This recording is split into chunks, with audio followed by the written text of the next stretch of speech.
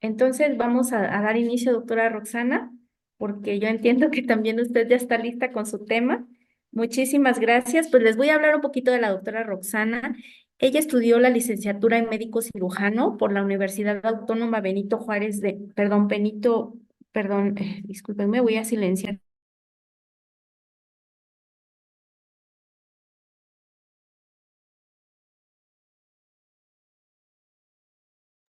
Listo.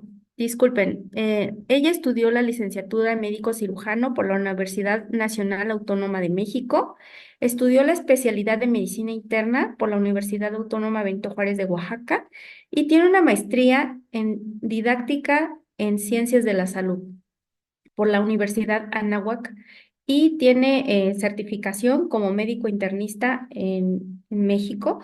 Y bueno, ha desarrollado múltiples cursos, desarrollado formación pedagógica con la maestría en la didáctica en ciencias de la salud. Pertenece al Colegio Mexicano de Medicina Interna y ha sido nombrada como profesor adjunto y titular de la especialidad de medicina interna.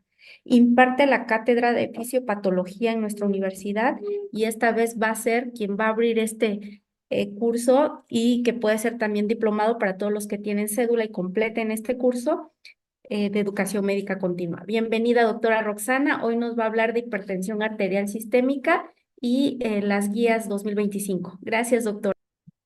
Muy amable doctora, muchas gracias por la presentación. Buenas noches a todos. La verdad es que estoy muy contenta que la doctora me haya hecho favor de invitarme eh, a hablarles de este tema, que lo cierto es que cuando durante el desarrollo del mismo vamos a ver que a pesar que es un tema este, que pudiera decirse como que ya todo el mundo está harto de hablar de esto, lo cierto es que sigue siendo muy prevalente. Es un tema de mucha importancia, dado las complicaciones y todo lo que conlleva esta enfermedad. Entonces, la idea de revisar las guías que se publicaron el año pasado es que tengan herramientas muy claras sobre el diagnóstico y el manejo de esta enfermedad. Entonces, bueno, sin más preámbulos, vamos a empezar. Eh, lo cierto es que voy a tratar de hacerlo muy práctico, porque evidentemente las guías están basadas en estudios clínicos, pero vamos a hablar más que nada de lo que les pueda ser útil en el día a día sobre este tema. Entonces, eh, las guías, bueno, la agenda del día de hoy es hablar, obviamente, sobre las guías. La mayor parte del material que les voy a presentar es obtenido de las guías 2025, que por cierto son libres, están abiertas por si las quisieran descargar.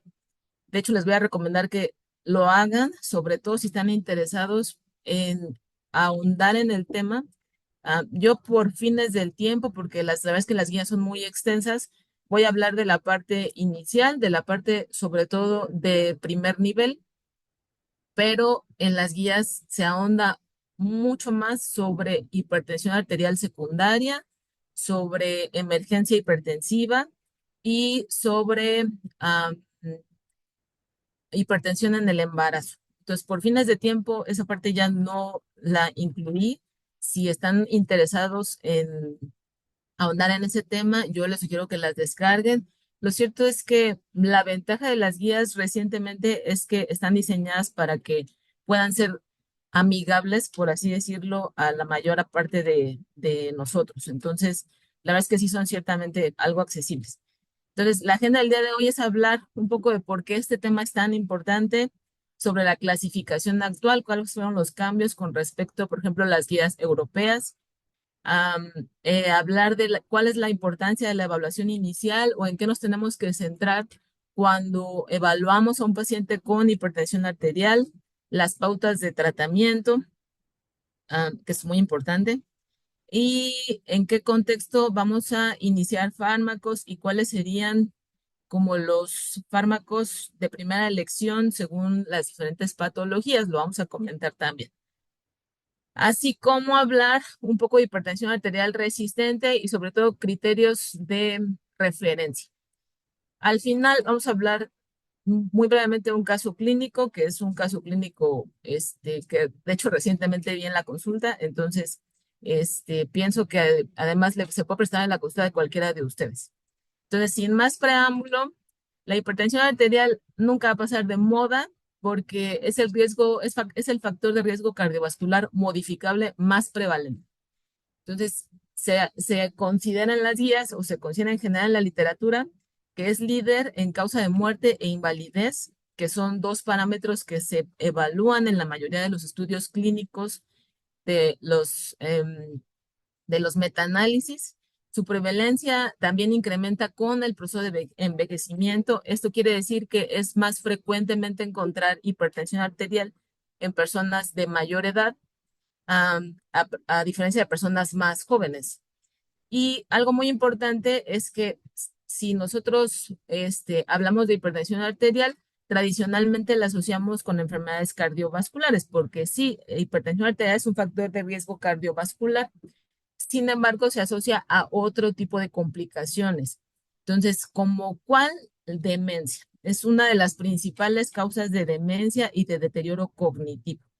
Y lo cierto es que la presentación de esta complicación no se presenta con cifras tensionales no tan elevadas desde etapas más o menos tempranas de la edad. Es decir, si un paciente empieza con hipertensión arterial mal controlada desde los 50, 60 años, el riesgo de tener demencia en- durante su adultez mayor es mucho mayor que de una persona sin hipertensión arterial o bien controlada.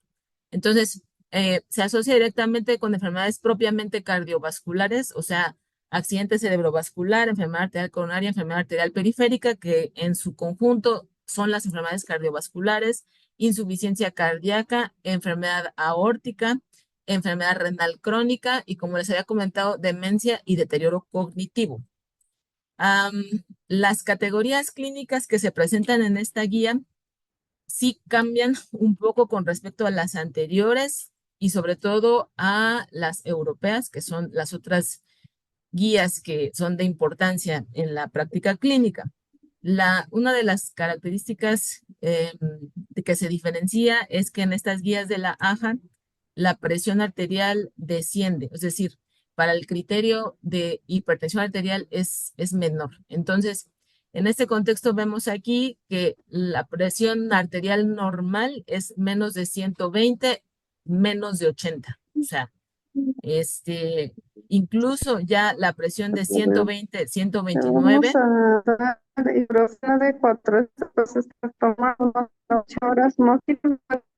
este, perdón, ¿alguien Pues, podría pues, silenciar? Creo que hay un micrófono abierto. Ok, entonces, si tienen dudas, creo que al final vamos a dar un espacio, porfas, para que ¿no? avancemos con la sesión, con la charla. La presión arterial, entonces, arriba de 120 de la sistólica y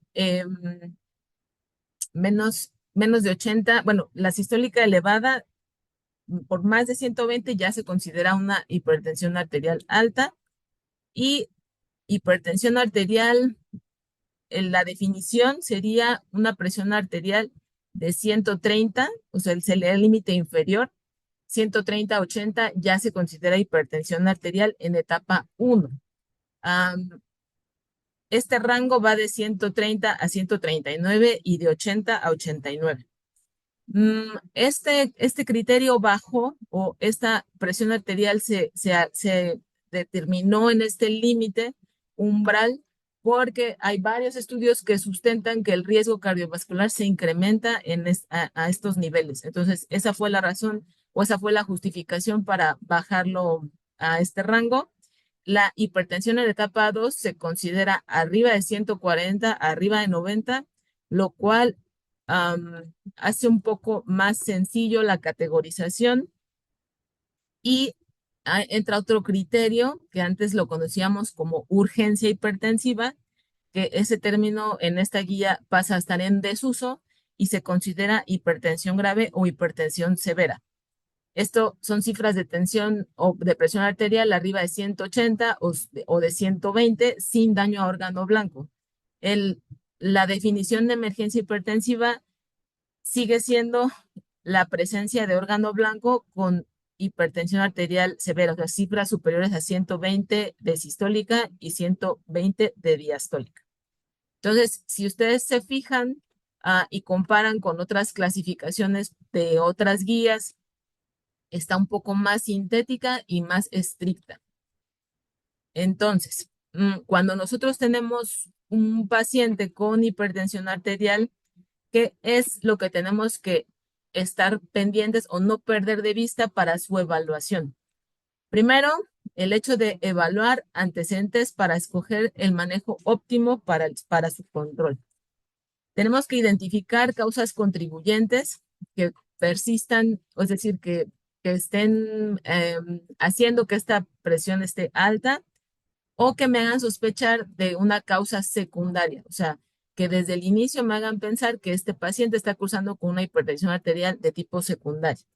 Ah, hay que estimar el riesgo cardiovascular porque dependiendo del riesgo cardiovascular, también va a ser la calidad o el tipo de tratamiento que yo voy a otorgar y evaluar el daño a órgano blanco. Entonces, digamos que estas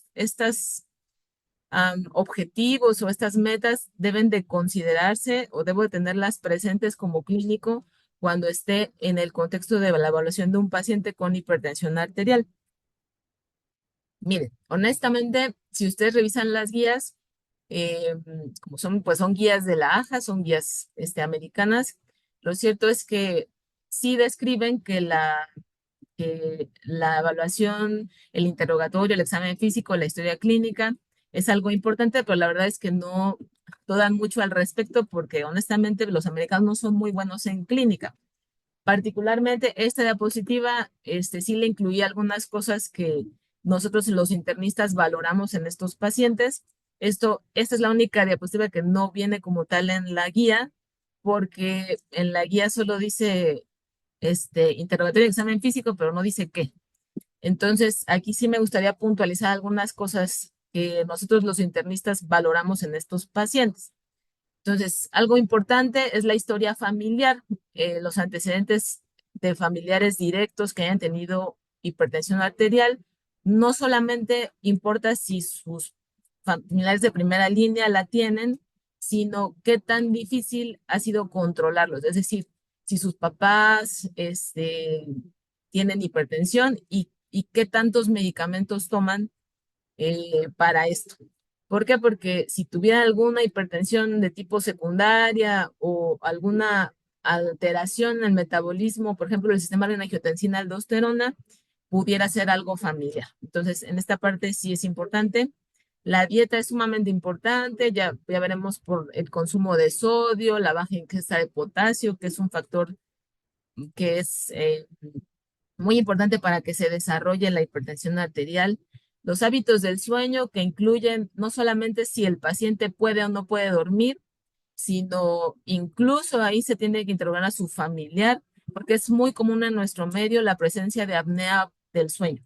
Entonces, el familiar, probablemente el paciente no esté consciente si ronca o no, pero su familiar o su acompañante seguramente ahí les va a poder responder si ronca, si hace apneas. Y para la evaluación de la apnea hay varias escalas. No es el fin hablar de esto ahorita, pero sí es importante que lo tengamos en cuenta. Si mi paciente o su familiar dicen que ronca en la noche y el paciente refiere somnolencia diurna, es un dato clínico que me hace pensar o me tiene que hacer pensar en que el paciente esté con apnea del sueño. La actividad física sin duda es importante porque sabemos que la inactividad física es un factor condicionante para el desarrollo de esta enfermedad. Factores estresantes, el consumo de alcohol está directamente relacionado con el incremento de la presión arterial y la historia de comorbilidades porque en este contexto podemos evaluar desde la primera visita cuáles son los factores de riesgo cardiovascular con los que cuenta el paciente. En cuanto a la exploración, física, el examen físico es muy importante, obviamente la determinación de los signos vitales y más adelante nos vamos a detener un poco sobre la técnica de la presión, de la medición de la presión arterial, en qué condiciones se tiene que hacer, porque eso es algo que no solo en esta guía, sino ya en guías anteriores nos remarcan mucho sobre cómo se tiene que tomar la presión arterial. Algunas otras cosas que yo le sugeriría hacer el examen físico de personas con hipertensión arterial sería el examen de fondo de ojo. El examen de fondo de ojo es importante porque ahí tenemos acceso directo a la microvasculatura. Realmente es la única microvasculatura que podemos observar con un dispositivo relativamente sencillo. Entonces, otorga información importante y nos puede hablar de cómo está la microvasculatura en otros lechos. La palpación el examen tiroideo también es un examen muy sencillo que bueno, que consideramos que se debe de hacer en todos los pacientes con sospecha de hipertensión arterial o en protocolo de estudio por hipertensión arterial. La palpación de pulsos, no solamente este, de comparativos de un lado a otro, sino arriba y abajo o sea, superiores e inferiores. Búsqueda de masas abdominales, sobre todo la palpación de pulso, la búsqueda de masas abdominales palpables, la palpación de tiroides y la presencia de edema me podrían sugerir una causa secundaria de la hipertensión arterial. Entonces, la verdad es que es parte de la exploración física y me puede dar datos relevantes a este respecto. En cuanto a la toma de la presión arterial, es muy importante que se considere la técnica correcta. Esto nos va a evitar dar falsos negativos o falsos positivos porque hay varias circunstancias que pueden afectar la presión arterial. Lo primero es que el paciente se debe tomar la presión arterial cuando el paciente no haya tomado café, haya hecho ejercicio o haya fumado 30 minutos antes de la toma de la presión arterial. Y es muy importante que el paciente haya vaciado la vejiga antes de la toma. Entonces, incluso si tuvieran algún asistente o alguien más que tomara la presión, se han ideado como checklist con como con estas indicaciones para que digan, sí, le puedan preguntar, oiga, no tomó café, no hizo ejercicio, no fumó 30 minutos antes, ya fue al baño, cosas así. Aquí algo en las guías siempre mencionan esto de los productos, perdón, de los dispositivos validados. Si ustedes, como ustedes saben, los dispositivos de mercurio, que son los más exactos, esos grandotes así que parecían L, que tenían así la barra de mercurio, ya no, por la situación del mercurio, ya no es fácil encontrarlos, pero en realidad ese dispositivo era como el estándar de. Entonces, los dispositivos tendrían que estar calibrados y utilizar el tamaño correcto según el brazo del paciente, que en la literatura más o menos marca que abarque 2/3 del brazo. Y el paciente debe descansar el brazo a la altura del corazón. Entonces, más o menos, la forma en la que se sugiere es que se ponga una silla al lado de una mesa donde el paciente pueda descansar libremente el brazo, lo pueda relajar. Y algo muy importante es que la espalda tiene que estar apoyada en el respaldo, las piernas tienen que estar sin cruzar y los pies tienen que estar apoyados en el suelo. Cualquier variación de esta posición pudiera generar variaciones en la presión arterial. Otra cosa importante es que el paciente tiene que estar en reposo 5 minutos.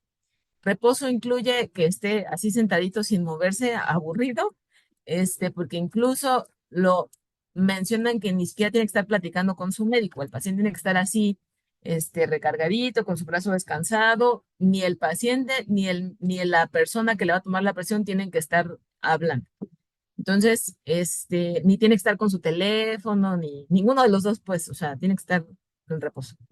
Y la temperatura del cuarto donde está el paciente tiene que estar a temperatura templada, o sea, no con el aire acondicionado así como todo lo que da, ni el paciente sudando, así tiene que estar templado.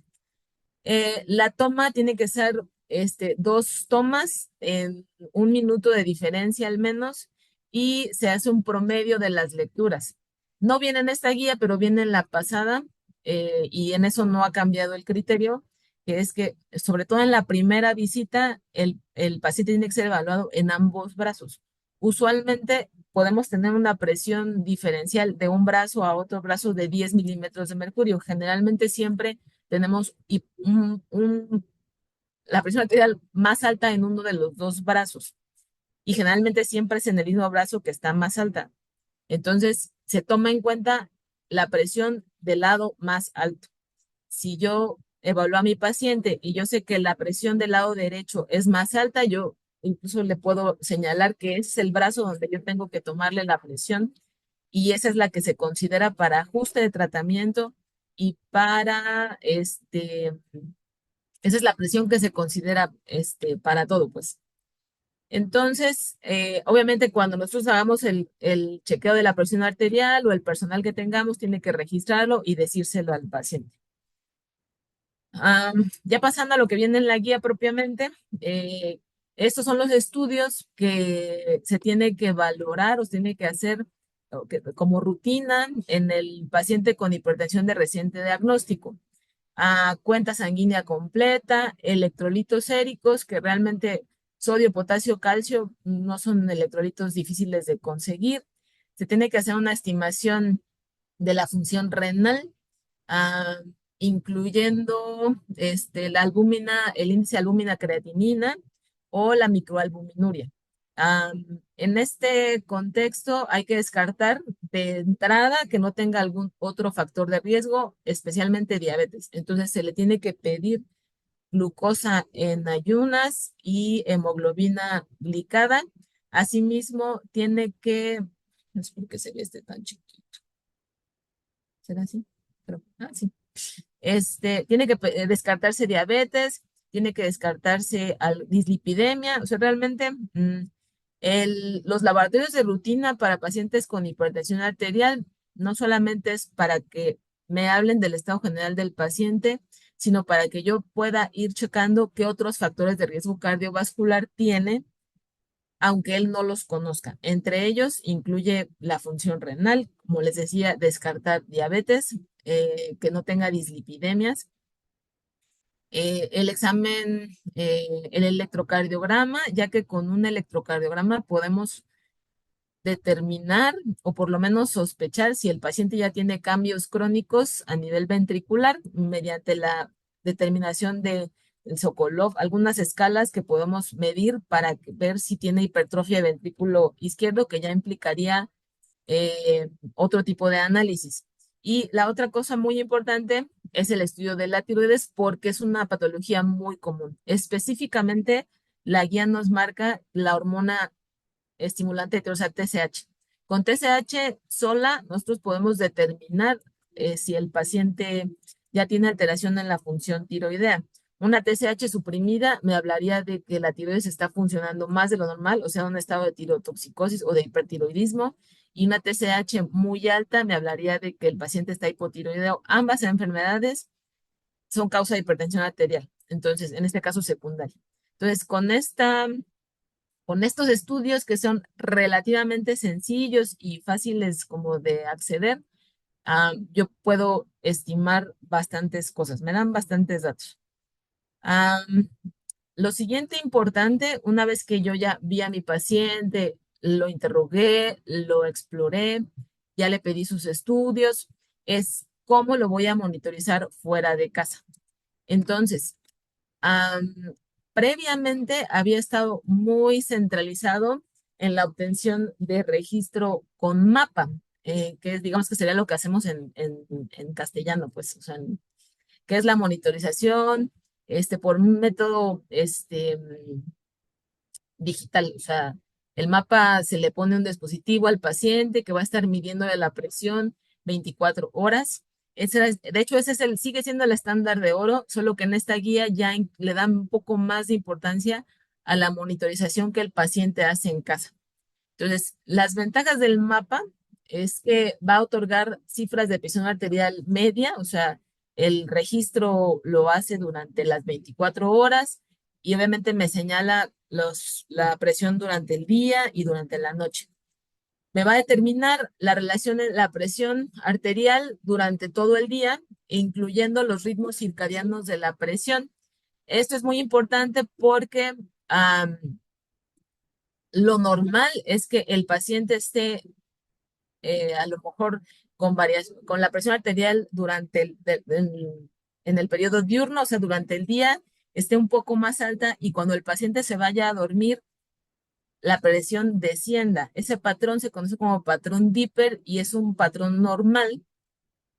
A veces el paciente no es hipertenso, pero cuando se duerme no sucede esta disminución de la presión arterial y entonces se conoce como patrón no Dipper, que se asocia a un factor de riesgo cardiovascular, incluso si el paciente no es hipertenso. Perdón, para determinar este patrón, pues obviamente el estándar de oro es esta medición automatizada. Ah, Otras cosas que puede detectar es el incremento de la presión a primera hora de la mañana, estima la variabilidad de la presión arterial y, por ejemplo, en pacientes que presentan ya con tratamiento, que a lo mejor se marean o algo así, puede reconocer algunos episodios de hipotensión, perdón. Entonces, este es el estándar de oro. Lo cierto es que no está ampliamente extendido, pudiera no ser tan de fácil acceso para todos. Entonces, por eso es que en las guías mencionan, le dan más importancia ahora a esta monitorización que el paciente puede hacer en su domicilio. Entonces, este paciente, esta monitorización lo hace el paciente con su dispositivo. Obviamente las guías hacen también mucho hincapié en que tiene que ser un dispositivo validado. También permite estimar la media si es que el paciente lleva un registro y puede, obviamente, si se toma la presión durante el día, lo puede comparar con la noche. Y lo importante es que se puede considerar este método es útil para ajustar la medicación. O sea, ya se reconocen las guías como un método importante para ajustar los medicamentos. Otra cosa importante es que con la determinación, bueno, em, la monitorización domiciliaria, o sea, que el paciente hace solo, también es muy importante que nosotros le enseñemos cuál es eh, la técnica correcta de la medición. Entonces, primero el dispositivo, otra vez la insistencia en que esté validado. am, la, lo que usualmente en la práctica, bueno, mi experiencia personal es que yo les pido su dispositivo en la consulta para que entonces yo lo cheque mediante el método auscultatorio y luego lo checo con el dispositivo y así puedo darme una idea qué tanta variación tiene. Obviamente en las guías no viene eso, pero luego es complicado que el paciente consiga dispositivos que vienen en las guías. Entonces, bueno, eso sería como hay un tip que les paso. Pero algo importante que sí tenemos que corroborar es que el manguito sí cubra el porcentaje del brazo. Obviamente el paciente también tiene que hacer lo que nos hicimos en el consultorio, que evitar fumar, bebidas con cafeínas o ejercicio 30 minutos antes de la bebida. Se tiene que posicionar igual, eso es muy importante y que el paciente esté en reposo, que haya vaciado su vejiga igual. Y aquí es importante que ya haya tomado su medicación. Se le puede pedir que el paciente, o sea, se le cheque en varias ocasiones durante el día, ah, de preferencia a 3 días antes de la consulta o incluso 7 días antes. Si el paciente puede hacer un registro habitual, mucho mejor. Entonces, esta sería como algo importante que se le debe de especificar al paciente y se van a ahorrar de que el paciente les llame asustados porque se le haya elevado la presión y usted le digan, oiga, pero tomó café. Ah, sí, es que sí, hace me estaba yo tomando mi café, me está checando la presión. La verdad es que eso luego sí pasa, muy frecuentemente. Entonces, ¿por qué es tan importante o para qué nos sirve esta medición ah, o la diferencia entre la presión que nosotros le checamos en el consultorio y la presión que se checa en su casa? Porque en base a las diferencias de lo que yo le tomo en el consultorio o lo que él se toma en su casa, podemos clasificarlo también. Entonces, el paciente no está hipertenso en el consultorio, no está hipertenso en su casa, pues está normotenso, ¿no? Si está hipertenso en los dos lados, pues está hipertenso. Aquí, las otras dos condiciones que nos interesa o que pudieran suceder cuando no coincida la presión del consultorio con la del paciente es hipertensión enmascarada.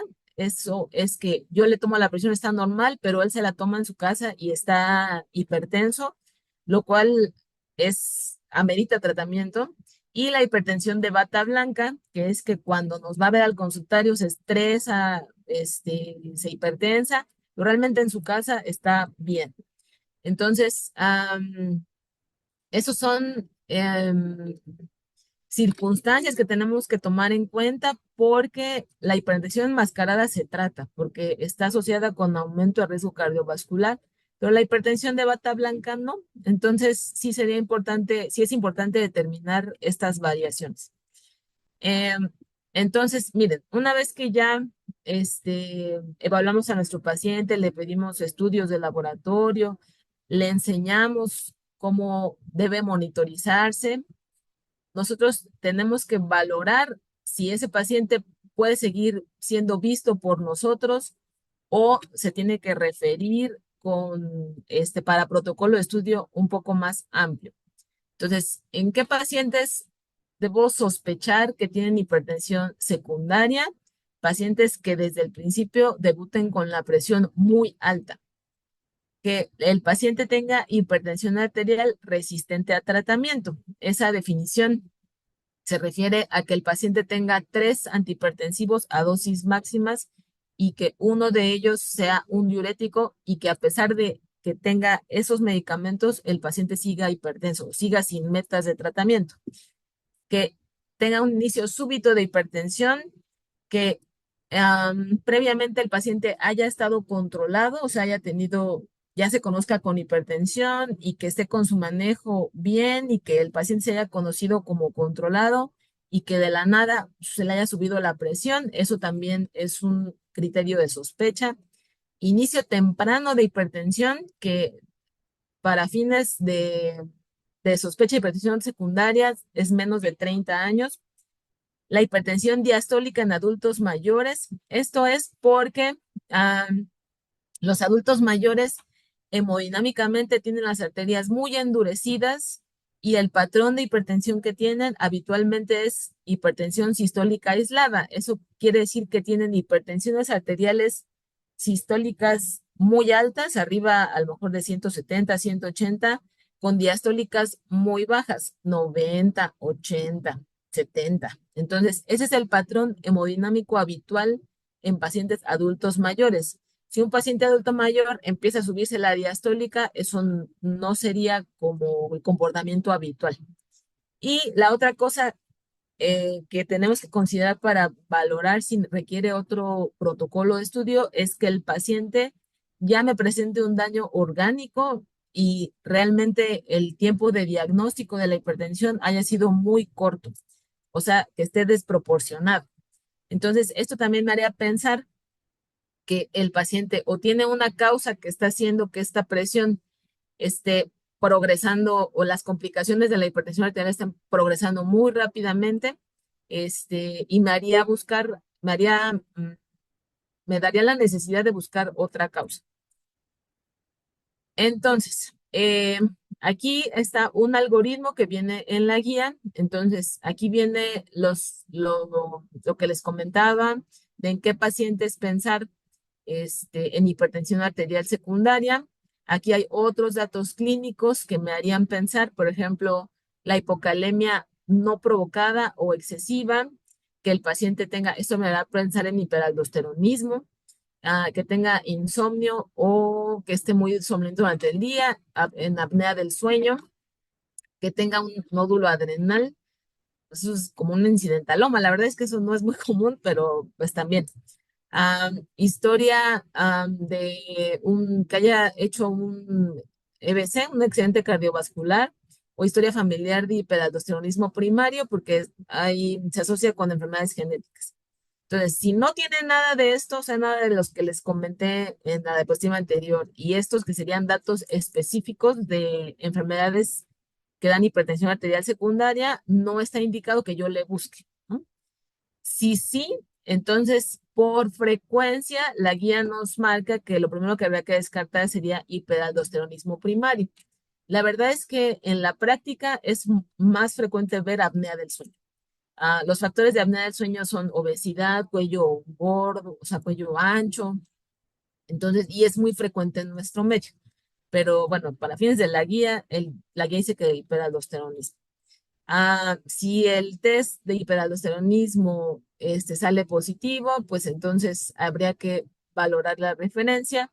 Si no, entonces quiere decir que mi paciente, pues en realidad sí está hipertenso por su hipertensión esencial y habría que modificar la medicación. Entonces, bueno, a este respecto, las pautas de tratamiento son muy claras con respecto a los cambios del estilo de vida. Incluso en pacientes que todavía no catalogo como hipertensión arterial, es decir, estos pacientes que tienen más de tensión arterial sistólica de más de 120, sin que estén en 130, o sea, en este rango chiquito, ya se pueden beneficiar de los cambios del estilo de vida. Entonces, en pacientes con sobrepeso, solo en pacientes con sobrepeso, se les va a pedir una pérdida de peso del 5% de su peso actual o más de 3 kilogramos por metro de superficie corporal. Ah, Se sabe que por cada kilo de peso bajan 1 milímetro de mercurio, entonces es importante. Ah, Está directamente relacionado, pues. La otra cosa muy dificilísima que se les pide a los pacientes es que se apeguen a la dieta DASH. Am, de aquí sale el acrónimo de DASH. Entonces, una de las cosas más importantes de la dieta DASH es la presencia de la baja ingesta de sodio, pero sobre todo la ingesta de cantidades suficientes de potasio. Entonces, esta asociación, una dieta baja en sodio, pero no alta en potasio, no es muy protectora.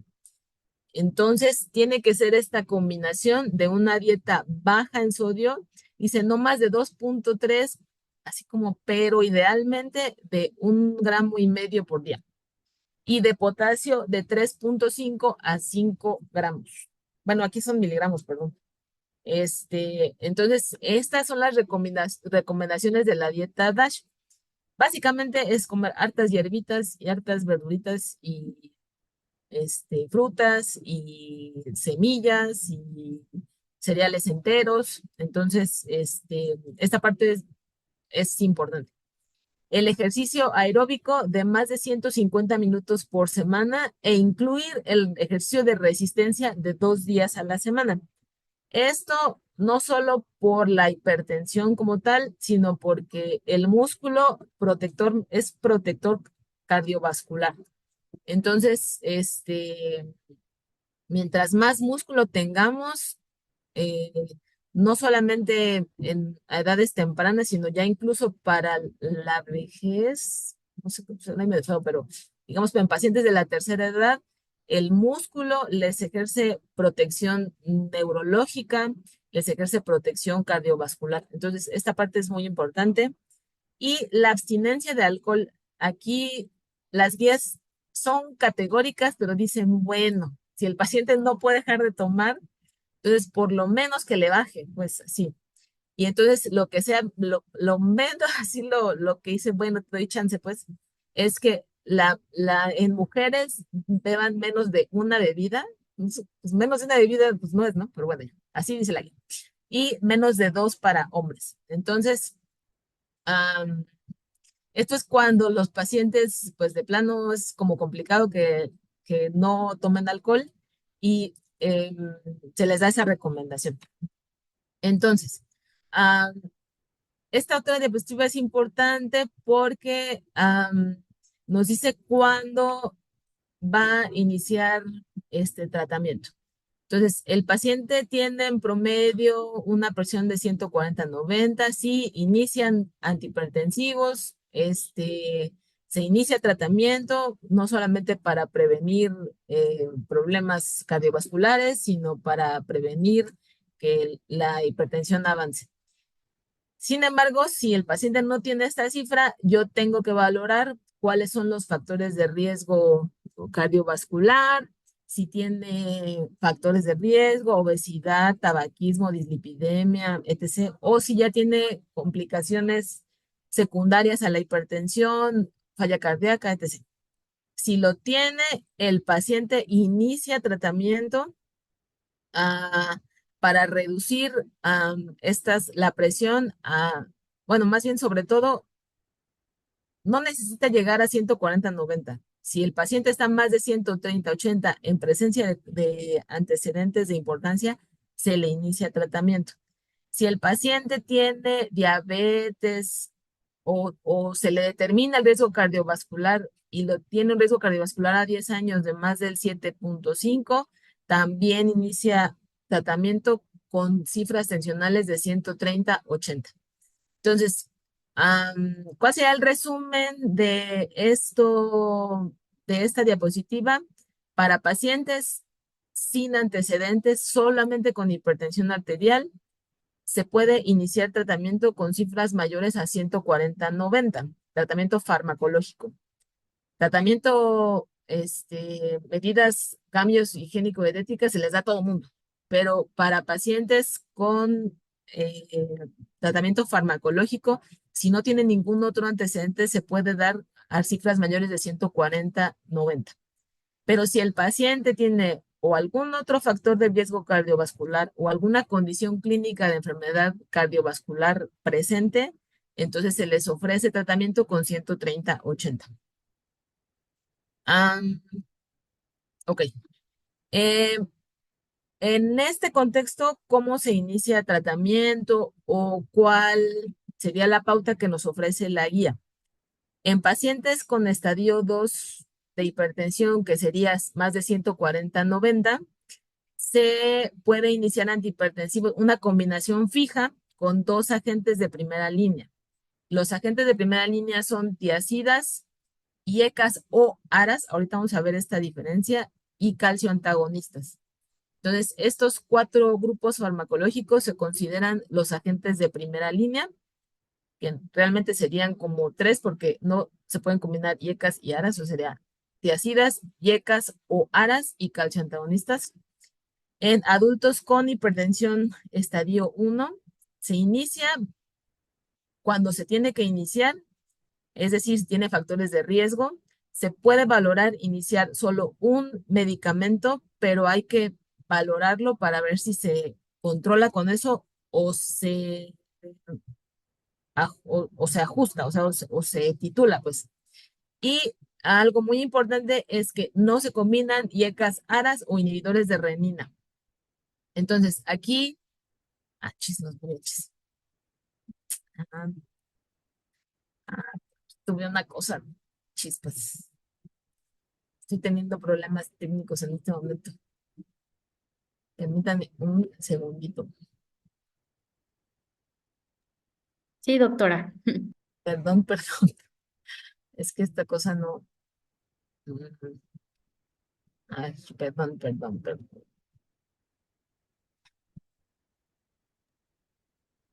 A ver, pues así como a pie. A ver, miren.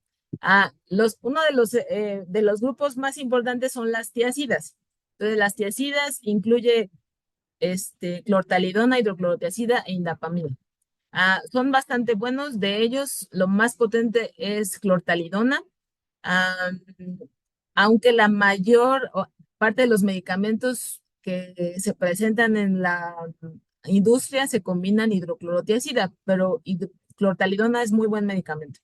Hay que monitorizar que el paciente no haga hiperglucemia o incremente el ácido úrico, sobre todo en pacientes con gotas en los que se tiene que poner como atención a este respecto. Ay, siempre revisen su presentación antes de darla. Qué feo. Bueno, el siguiente grupo farmacológico son los IECAS. A este respecto, la principal indicación de la guía y en general es que estos fármacos de aquí a acá no se combinen con ARAs o con inhibidores de renina, porque aumenta el riesgo de hipercalemia, es lo principal. Son de primera indicación en pacientes con diabetes, cualquiera, bueno, IECAS o ARAS. Y aquí no viene la guía, pero lo que yo les podría recomendar, perdón, es que en un 20% de los pacientes pueden presentar tos. eh, es una indicación para retiro. Y la otra cosa es que, fíjense que los IECAS son muy buenos medicamentos como antihipertensivos. Lo único que yo les sugeriría es que chequen muy bien la periodicidad, porque de nada sirve que el paciente tome captopril una vez al día, eso no le va a servir para nada. Por la vida media del captopril, tiene que ser de 2 a 3 veces al día. Entonces, si no está bien prescrita la posología, el medicamento, aunque sea buen medicamento para este fin, pues va a ser como un poco inútil. Entonces, sería lo único que yo les sugeriría para prestar atención. En cuanto a los ARA2, aquí están algunos de los medicamentos: alcisartán, camisartán, leprosartán y losartán, las dosis. La mayor parte de ellos, de hecho, de los más comunes, el único que no sería el losartán, que se puede dar 2 veces al día. Casi ellos sí son de acción prolongada. Lo que puede aumentar el apego es la ventaja que tienen sobre los IECAS. Tampoco se pueden combinar y junto con los IECAS están contraindicados en el embarazo. Entonces, sería como lo más importante a este respecto. Y las hidropiridinas, también son una buena opción de inicio, o sea, de fármaco de primera línea, este, sobre todo en pacientes que no tienen la indicación de IECAS o ARAS, o sea, en diabéticos. En diabéticos, la primera indicación es IECAS o ARAS, ¿sale? Entonces, ay, perdónenme el desastre. Ok, entonces una vez que el paciente yo lo valoré, lo estadifiqué, le di cambios en la terapia, cambios en el estilo de vida, puedo valorarlo. Si el paciente está normotenso o tiene la presión elevada, lo puedo valorar en 3 a 6 meses. Si el paciente ya está en estadio 1 y no tiene factor.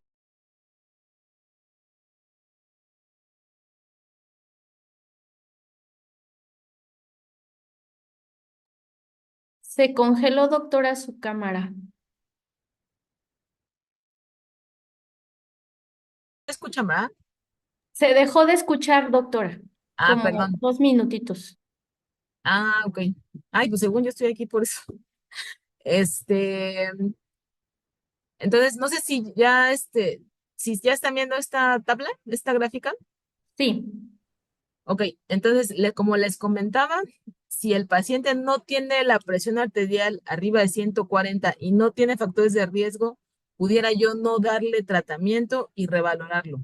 ¿A quién sí le voy a dar tratamiento? Es al que tiene más de 140/90. A ese paciente le voy a indicar medicación y lo voy a revalorar en un mes para ver si ya está en metas de tratamiento y si no, reintensifico.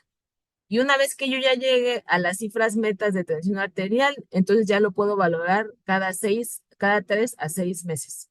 Entonces, básicamente tengo un mes para titular. Para fines prácticos, esta tabla lo que es que tengo un mes para llevar a mi paciente al control óptimo de la tensión arterial. Ok, entonces, ¿qué pasa si mi paciente no ha llevado o no llega al control óptimo? Habría que considerar si mi paciente no tiene hipertensión arterial resistente. Entonces, como les decía, la definición de hipertensión arterial resistente es que el paciente tenga más de 3 antihipertensivos, que alguno de ellos sea diurético, de preferencia tiazida, y que aún así no logre metas de tratamiento. Entonces, hay que excluir la presencia de pseudoresistencia, que es que el paciente no se esté tomando lo que yo le estoy dando, que el paciente tenga hipertensión de bata blanca, o sea que cuando llegue se hipertense, o que no esté obteniendo medidas adecuadas porque no esté siguiendo las indicaciones.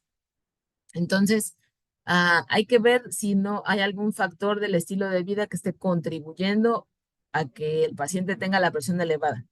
Ah, por ejemplo, tabaquismo, por ejemplo, que esté subiendo de peso, etc. Hay que interferir, hay que discontinuar, o sea, quitar las sustancias que estén interfiriendo, como, como AINES. Los AINES pueden disminuir la potencia de los antihipertensivos. Es muy común que el paciente tome AINES porque le tengan dolor crónico. Y esta parte es importante, buscar causas de hipertensión arterial secundaria. Si yo descarto hipertensión arterial secundaria y todo esto que estoy comentando aquí arriba, entonces ya puedo decir, no, si mi paciente es hipertenso resistente, y entonces ya puedo darle alguna otra cosa. Lo que usualmente hacemos es optimizar la terapia con diuréticos y sobre todo en pacientes con am, hipertensión arterial y obesidad, que usualmente son los que entran en esta categoría, adherimos a espironolactona. Em, Se pueden agregar combinaciones ya con otros grupos que no son de primera línea, pero de manera inicial lo importante es detectar esta esta parte de pseudo resistencia. Ok, entonces a este respecto, les voy a presentar un caso clínico. Es un poco complejo, pero la verdad es que no es el primer paciente que yo veo en estas condiciones. Este nombre es ficticio, pero el caso no. Entonces, es un paciente de 68 años que acude a la consulta con los siguientes antecedentes. Es obesa grado 3 desde los 32 años, después de que tuvo a su tercer embarazo. Aparentemente no tuvo complicaciones obstétricas en las tres gestas que tuvo. Tiene diagnóstico de diabetes 5 años atrás, con tratamiento irregular con metformina y glibenclamida. Realmente no lleva un seguimiento adecuado. Le diagnosticaron hipertensión arterial de dos años atrás y toma losartán cada 12 horas. Prefiere que sí se lo toma. Y hace 6 meses que se checó, fue la última vez que se checó, su presión estaba en 120/70. La paciente por dolor lumbar había sido valorada por ortopedia y la manejaron con etoricoxib y pregabalina. Pero 5 meses antes de que llegara a consulta, una de sus vecinas le recomendó un suplemento para el dolor que se llama Ajoquín, y es lo que toma la paciente así como dulce. Eh, Ella acude a consulta porque hace 4 semanas presentó edema de miembros inferiores en declive vespertino, ataque al estado general, cefalea, inicialmente occipital, predominantemente vespertina, pero posteriormente con el paso del tiempo se ha generalizado. Cuando se revisa en la consulta, su presión arterial del brazo derecho estaba en 180/110 y del brazo izquierdo en 170/100. A la exploración física llama la atención que la paciente tiene obesidad central, un poco de facies de luna llena. La exploración cardíaca no tiene mayor problema, un poco desplazado el choque de la punta porque el abdomen está muy prominente, con estrías violáceas, y se corrobora esa parte del edema. Entonces, por fin ese tiempo, porque ya van a ser las 8. Aquí lo que habría que responder es la categoría clínica del paciente. Por las cifras estaría en una categoría clínica 2, o sea, tiene un estadio 2. Los antecedentes relacionados, ok, los antecedentes de importancia para el contexto clínico. ah, es importante, se los puse como con un poco de dolo, no, sino para que lo checaran, porque hay una lista de suplementos que están, eh, que son suplementos como de venta libre, pues, pero sí es importante que lo tengan a la mano porque se venden como suplementos así herbales, pero tienen esteroide. Entonces, el ajoquín es uno de ellos. Así es. Entonces, prácticamente pues es una hipertensión secundaria Cushing, ese es el contexto. Entonces, obviamente no por enfermedad, sino o sea, no porque ella esté produciendo esteroides de más, sino porque se los está tomando, ¿no? Entonces, aquí obviamente, como ya tiene mucho tiempo usándolos, estrictamente lo primero como médico de primer contacto tendrían que detectarlo, o sea, que detectar, así como ya participaron, muchas gracias, que ese era el problema. Lo siguiente sería que una vez detectando el problema, se refiriera como hipertensión arterial pues secundaria, en este caso, a ingesta de medicamentos.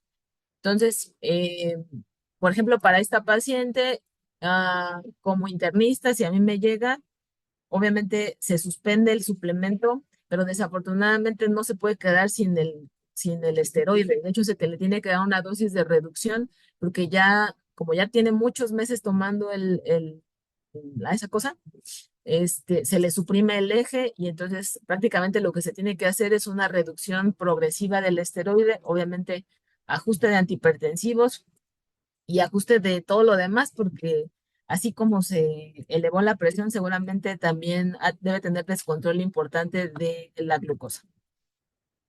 Entonces,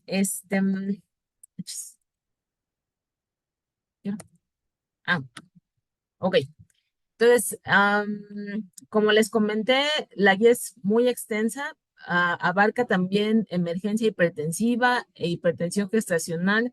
Por fines de tiempo ya no la pude incluir, pero yo los invito a que revisen porque sí trae cosas relevantes. Entonces, como conclusiones, la historia clínica es una herramienta fundamental. Es muy importante que el paciente se sienta en la libertad de decir, sí, me tomé la hierba de no sé qué, me tomé no sé qué tanto, porque de esa manera es información que nos puede servir para detectar cuál es el problema. En el seguimiento, la monitorización domiciliaria es una herramienta muy útil. Eh, no solamente para detectar si el comportamiento de la presión arterial, sino para ajustar tratamiento. La otra cosa que no debemos de dejar de hacer es la valoración del riesgo cardiovascular. Ya vimos que es necesario para establecer cuándo voy a dar manejo y el apego a las medidas generales y fármacos, o sea, por ejemplo, dieta, ejercicio, pérdida de peso, dejar de tomar, es fundamental para lograr el control adecuado de la enfermedad. Y algo muy importante es que si yo detecto que mi paciente tiene alguna complicación o daño a órgano blanco, puedo evitar que progrese refiriéndolo oportunamente. Entonces, no sé si haya alguna duda, creo que estamos si hay dudas, podemos, tenemos un poquito de espacio si quisieran, Hay una pregunta, doctora, ¿cómo se ajá, llama la guía? Está preguntando el doctor David. sí, ¿cómo se las puse? Acá. Son guías, ajá, o sea, de la American Heart Association 2025 para la prevención, detección y evaluación y manejo de la presión alta en adultos. Ese es el nombre completo de la guía. Es una guía que está abierta. La pueden descargar de internet fácilmente. Gracias, doctora. Sí, Vamos a ver si hay otra pregunta. A ver. Aquí estaban preguntando si el ajo king tiene esteroides. sí, ¿Es el que comentó usted? sí, así es. Hay una Ajá. lista de suplementos, este, de suplementos que ya se publicó la Secretaría para notificar que esos fármacos tienen esteroides. Entonces sí conviene como tenerla, incluso por ahí, porque luego aprender estos nombres está un poco complicado. Ujú. Gracias, doctora. ¿Podría comentar nuevamente el patrón Dipper? ¿Cómo no? El patrón Dipper se refiere a ese es un patrón normal en el que las personas en el estado diurno, o sea, en estado de vigilia o de alerta, tenemos una presión un poco más alta que cuando nos dormimos. O sea, el patrón Dipper se refiere a que cuando durante el sueño la presión tiende a descender y eso es lo normal. Entonces, una persona que tiene patrón Dipper, perdón, cardiovascularmente es sana. El patrón no dipper es que a lo mejor una persona no es hipertensa, pero durante el sueño no tiene ese descenso de la presión arterial y entonces eso sí se asocia a complicaciones cardiovasculares. Interesante. Gracias, doctora. Sí. Eh, el doctor, bueno, es que no logro ver su nombre, Esiel. ¿Hay algún logro para saber, ¿hay algún logo para saber qué equipos son aprobados para la toma de presión arterial? Ajá. De hecho, en la guía viene un link y una página como para valorar si el equipo que se tiene es el que como que está validado. Obviamente, como son guías americanas, es un poco complicado que tal vez los pacientes de acá de México tengan acceso a eso. Yo les sugeriría que lo chequen con ustedes, o sea, como este, con su, o sea, con el método auscultatorio en el consultorio. O sea, yo les sugeriría periódicamente hacer eso. Y la otra es que si lo quieren checar, ahí en la guía viene la página en donde está la lista de ¿Equipos? equipos. Así es. Elizabeth Soledad dice, una duda, ¿la reducción de sodio es de 1,5 a 2,3 gramos? No, no. Para el caso del sodio, si se fijan, básicamente para todo da márgenes. Así como que dice, bueno, bájale a 2,3 pero idealmente tiene que ser 1,5. Igual para lo del potasio. Dice, bueno, consume 3,5 pero idealmente es 5. Entonces, lo que da son como márgenes de, de bajarle esto, pero idealmente, o sea, lo mínimo aceptable sería 2 gramos, pero si se puede, mejor que esté en 1,5 mucho mejor. No sé si me explico. Sí, doctora. Así vienen con esos rangos en la guía. Sí, Ajá, gracias, doctor. sí. La doctora Adriana dice, buenas noches, ¿usted recomienda realizar el fondo de ojo? Nosotros en primer contacto, o reemplazar o remitir a oftalmología. Bueno, miren, yo les sugeriría, idealmente se tiene que hacer cierta experiencia en el fondo de ojo. Am, es, es muy útil detectar si hay alguna situación en el fondo de ojo, porque como les decía, es un acceso a la microvasculatura. Si no se tiene la pericia, a lo mejor habría que considerar referirlo. Pero ahora sí que se tiene que generar cierta experiencia. Si, por ejemplo, en la sala hubiera alumnos de quinto año, convendría que dejaran como que medios lampareados a sus compañeros y si checaran, aprendían así bien a checar fondo de ojo. Práctica. Exactamente, practicar. Pero bueno, es parte como de la exploración, sobre todo inicial y en todo caso, si no se tiene suficiente pericia, la recomendación es todo lo demás, pues.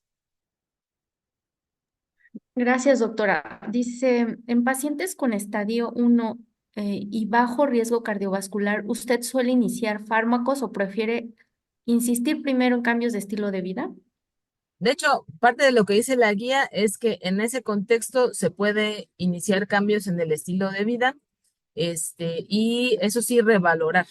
Ah, eh, Al mes o a los 3 meses, dependiendo del contexto del paciente.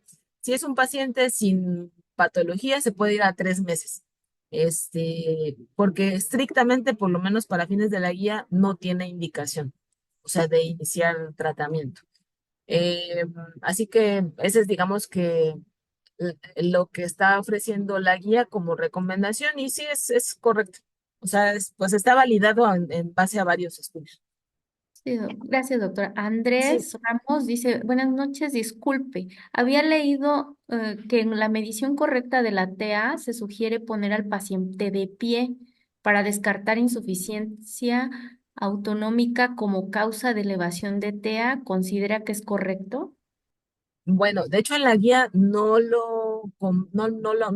una práctica que esté validada.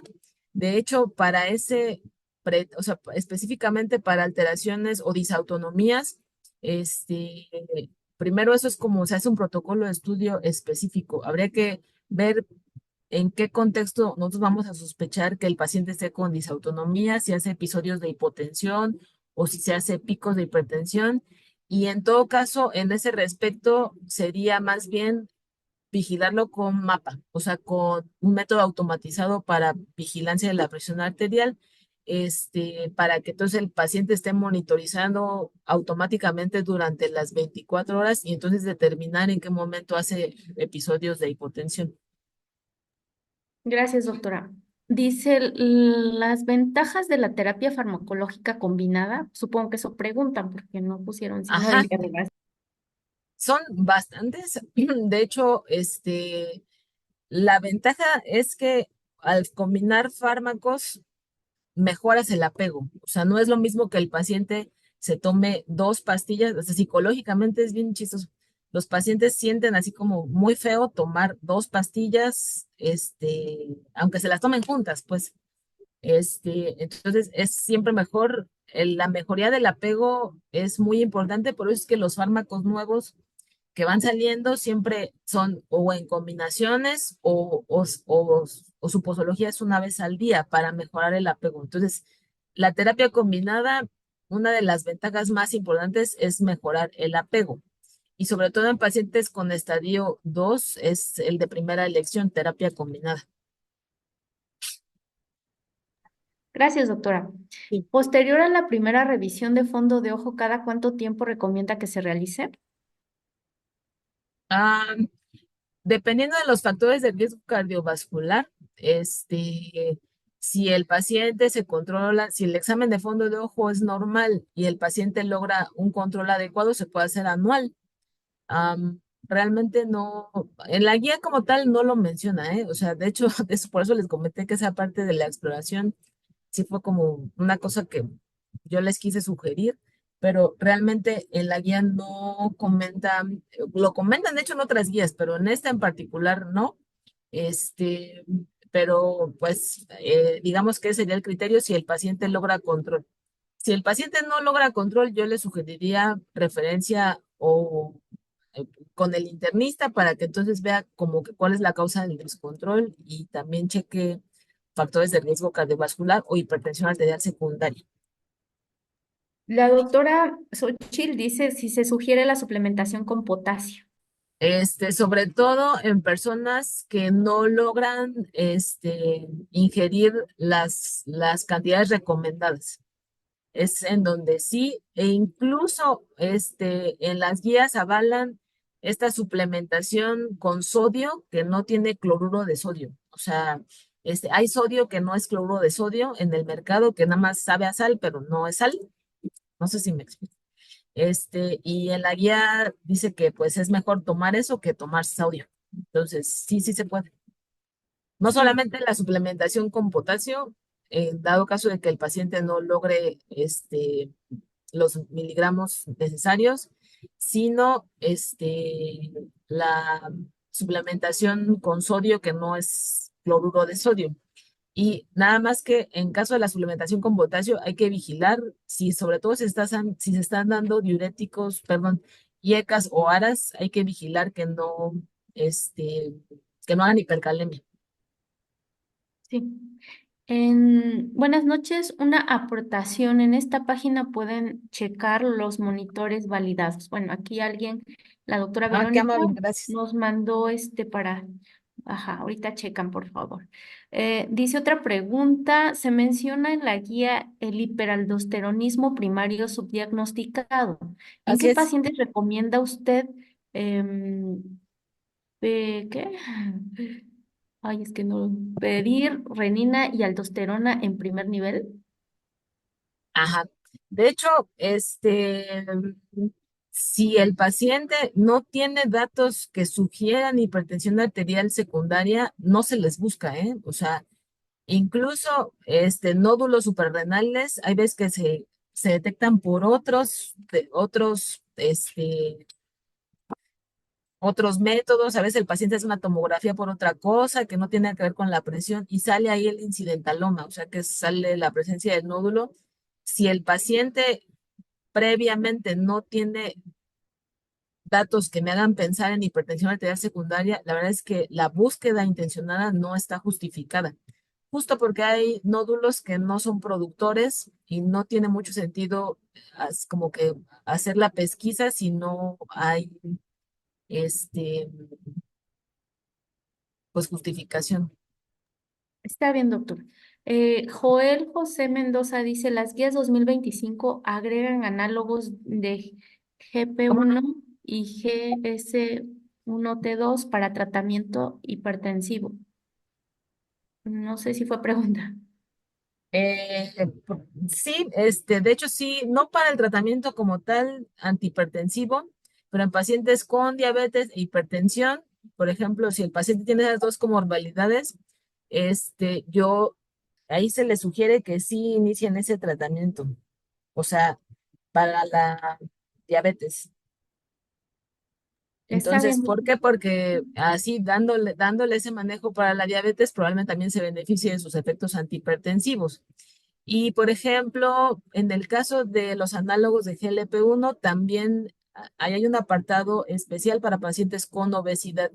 Si el paciente es obeso y es hipertenso, no tanto como tratamiento antihipertensivo, pero el paciente se puede beneficiar de los efectos antihipertensivos del medicamento. O sea, yo le debo dar antihipertensivos, pero debo de monitorizar o considerar que también con ese manejo para la obesidad, el paciente va a disminuir los requerimientos de los antihipertensivos que tenga.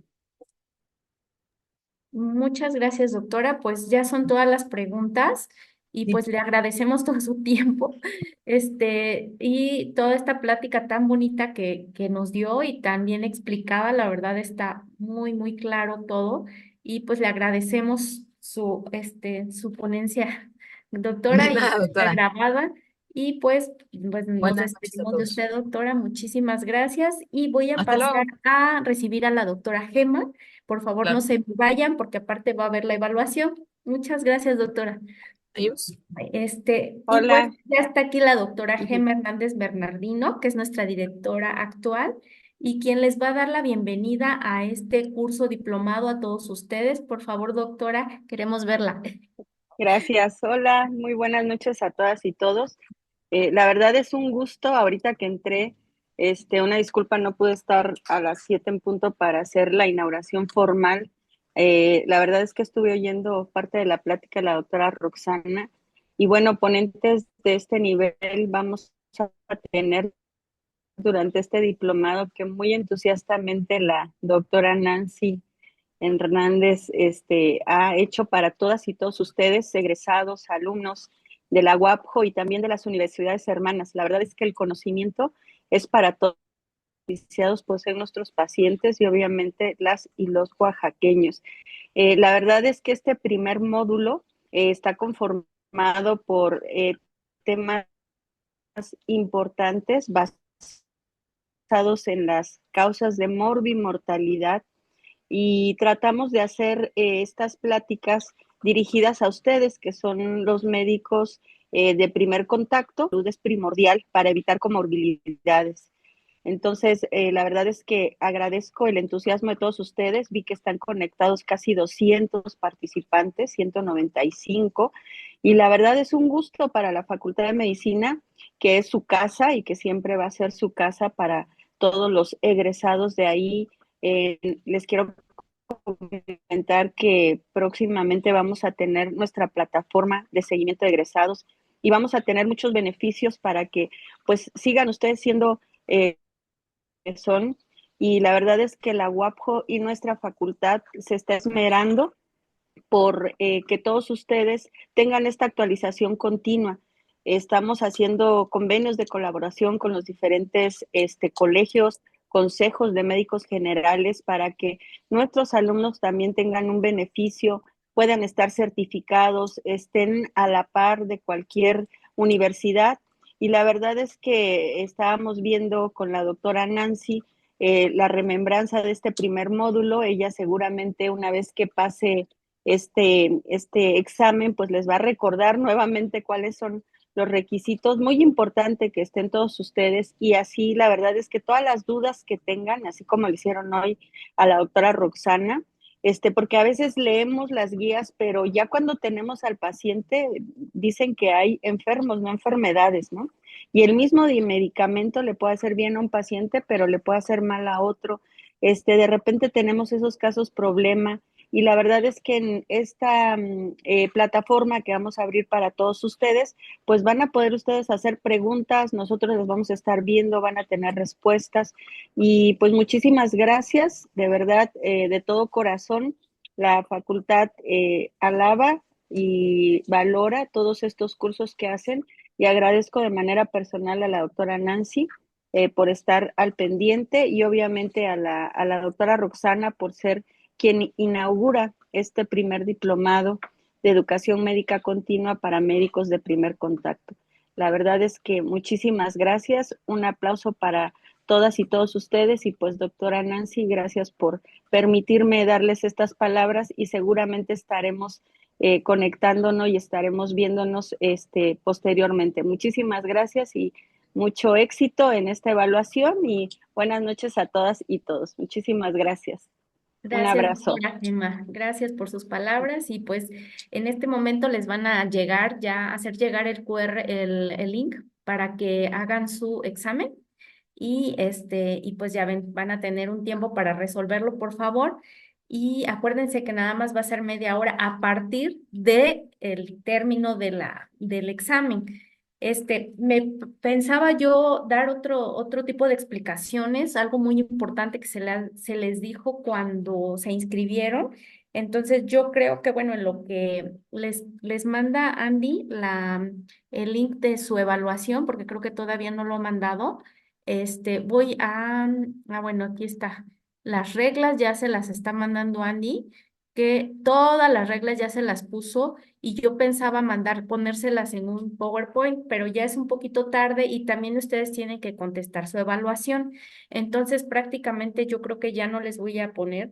Por favor, lean esas indicaciones. En este momento, si pueden cambiar su nombre de su dispositivo, es decir, que no debe decir iPhone 5 o lo que sea de iPhone, o por ejemplo Motorola 20, o sea, necesito que ustedes coloquen su nombre completo.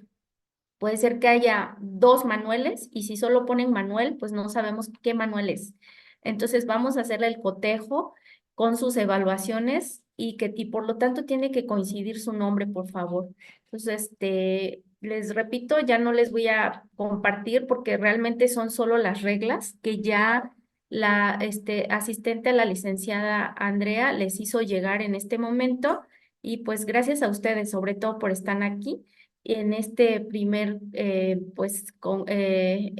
curso diplomado de educación médica continua.